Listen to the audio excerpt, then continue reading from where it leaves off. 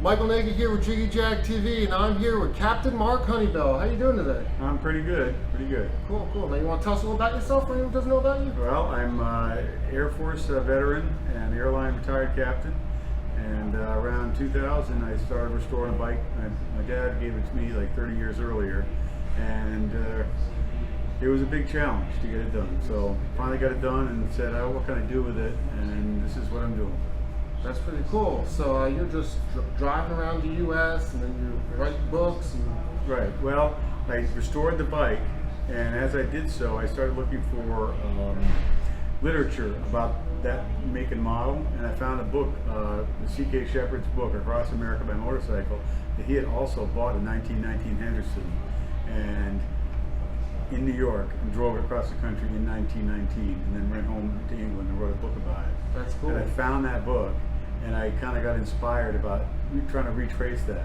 The book itself is not written quite like a travelogue or a diary, or it doesn't have a detailed itinerary. So I had to really do a lot of reverse engineering on the book to figure out where he actually went. Mm-hmm. And I'm confident I got it pretty close. I mean, really close. All the places he went to, connecting the dots, the roads that were in existence in the day. Wow. So I've got the route laid out in front of me. I just finished about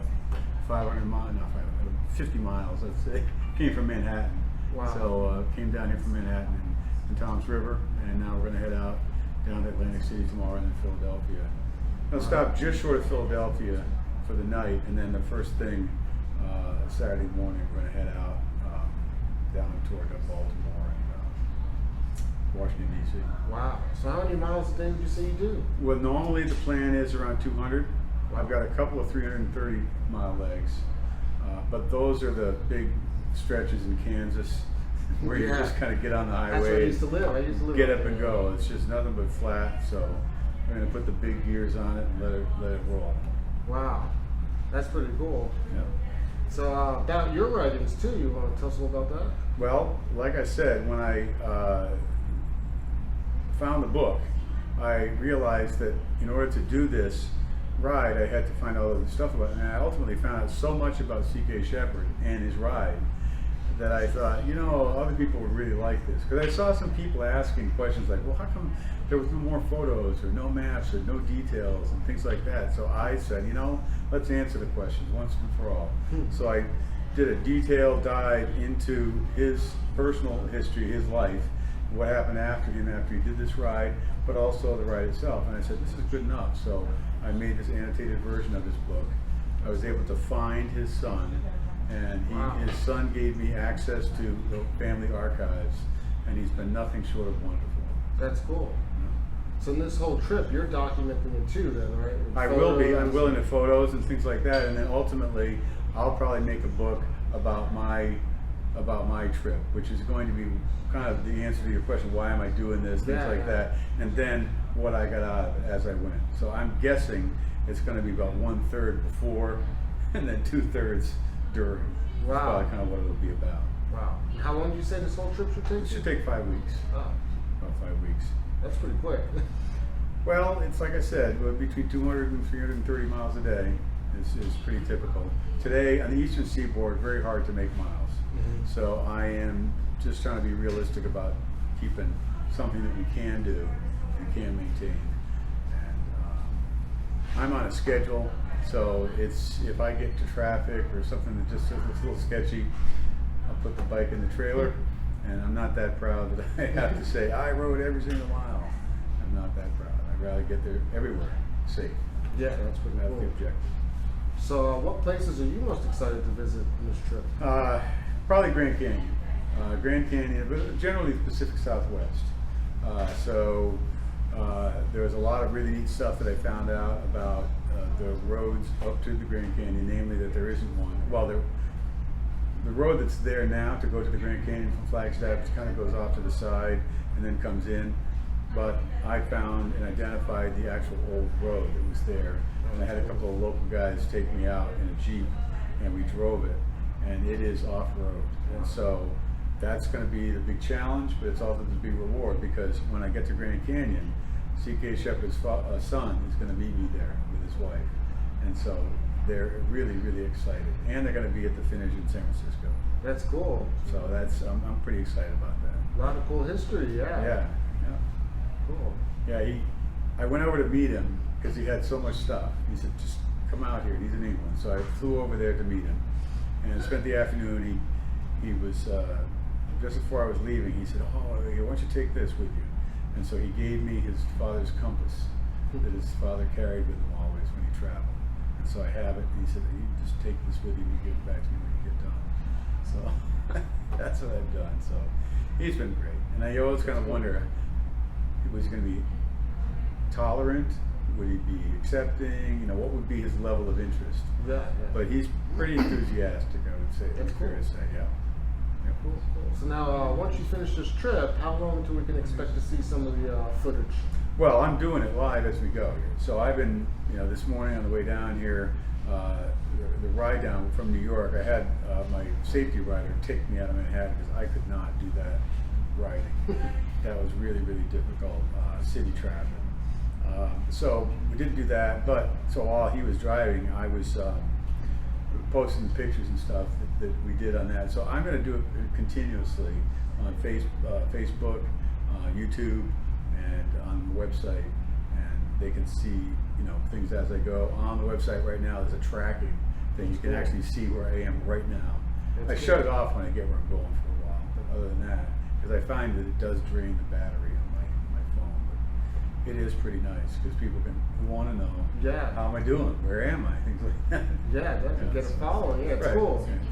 Yeah, people love traveling and stuff, so Right. it's cool to see different places. Right. That's cool. Now, online, how do people find you, look you up, find you on social media? Well, the website's acrossamericabymotorcycle.com. It's all one word, no hyphens or spaces. Facebook is the same thing. The handle, the short version is AABMC, which is Across America by Motorcycle 2019. Okay. So that's facebook.com/AABMC 2019. Same thing with Instagram. I also have Twitter, which I haven't really gotten into yet, but I've got a fairly good following on Facebook, and so I've been posting stuff there. I've got an email list of people that are really interested in getting the updates. I send an email out when I get a chance, but the thing I'm dealing with right now is the mix between writing and writing. Right. The conflict. Yeah. The challenge between letting people know, hey, I'm okay, we're doing okay, to where are we going tomorrow, how am I going to get there? You're probably things like exhausted that. from the ride. I am. I'm feeling a lot better today, but boy, yesterday I was really tired. So I bet. it's because it took just everything up to the last minute, of course. Never prepared, never feel prepared. I was going to say, how do you prepare? Like, how much water, food? And... Well, fortunately, there's a lot of grocery stores, so we don't have to worry about that. But I do have a cooler. But we do, and I've got a support trailer, and I've got on my bike, I'll have a couple bottles of water, but I got a couple of little gas cans and oil, things like that. But really, I will be with support the whole way. So the only time I would really need that is if, somehow I got separated and needed, and then combination between that and ran out of gas, and things like that. So hopefully I won't need any of that. Sometimes preparation is the way to avoid it. So no issues so far then? None. Well, the only issue is that this is my first real motorcycle. And so I am not the world's most experienced driver, which is why I wasn't super interested Going all out in Manhattan. Right. So Loring is along, and he's stepped in and ridden it because he wanted to see this bike get a proper launch. Mm-hmm. So we did. We left from Brooklyn this morning and drove across. Well, Loring did across Manhattan down through the Holland Tunnel and got out the other side. And so that, to me, and for him, I think too, was a good kickoff. And kind of what happens now, it's like, well, whatever happens, happens. But yeah. I'm going to try to get on this bike tomorrow morning and take us down to Atlantic City, or maybe Short, and then maybe we'll truck trailer at the rest, or we'll figure it out. Loring has indicated that he'd just like to, well, if I don't want to ride it, then he'll ride it, and then we'll put his bike, he's got a motorcycle, we'll put his bike in the trailer, and then that'll be that. So we may do something like that. We'll see. And how do you deal with like the elements, like the heat, the rain? Well, I have a rain suit, but the heat, you just wear light clothes. I do have a cooling vest that you just soak it in water and it just kind of slowly evaporates and wicks the moisture away from it somehow. Magic, I don't know how it works really. It's just kind of weird. Yeah, and this is hot right now. It's quite warm. When we left Toms River the other day, the thermometer in the car said it was 104 degrees. Now I think it may have been temperature under the hood because we were sitting there, the truck was running with the air conditioning off a little bit, so it probably was getting warm under the hood. Yeah. But even still, it was over 90. There's no way it wasn't. It was humid. Yeah, oh my goodness. Yeah. So I'm looking forward to getting further west where it's a little bit more temperate. So now, when you finish this all up, what are your plans after that? After this? Well, I just retired, Okay. and so I've got pretty much no open thing. And I told my wife I'm going to be staying home. I'm going to be a stay-at-home guy, and then I'll probably just start writing and just start assembling the notes and retrospective of what I really got out of it and things like that. And I'll start working on the follow-up book, and that'll be about my journey, both finding CK Shepard and then doing the route, and then what I got out of it. So then people have something to look forward to. Sure. Do you know when, maybe a couple of years, or when that might? I would hope that it wouldn't take more than 2 years, but I'd go for a year. I think sometime next summer, I would say. Okay. I'm not going to waste time. Yeah. On the other hand, I do want to make it something where I have enough time to have some perspective about it. So I don't want to just start launching into it without any kind of thought or every preconceived idea of what it's about. Give me a few months to kind of coalesce my thoughts as to what was really the big moments and what was the disappointments, what were the exciting moments. Things Yeah. like that. Well, what is your writing experience? None. I bought a Honda Express, which is a 50cc motorcycle in 1979, Wow. and drove that for a little less than a year, and sold it. And I hadn't ridden a motorcycle ever since. Well, I shouldn't say that. I rode motor scooters and things like that, mopeds in Aruba and Bermuda and things like that, but no real motorcycle. And like I said, this is the first real motorcycle I had. And as it started getting closer to done, I bought another one, a Honda CB350, which I was supposed to be using for kind of road sense and get a sense and things like that. But that turned to be just as finicky as the Henderson, so I didn't ride that. I haven't ridden very much, I might have 200 miles, 250, no, I shouldn't say it. It's probably about 300 miles on this bike, which is not a lot. And that's pretty much it.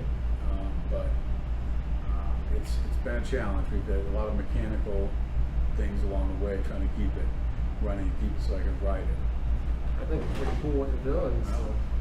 Yeah, come on and take a look at it later. Yeah, well, it's good talking with you, Okay. and everyone, look him up. All right, yeah, check it out.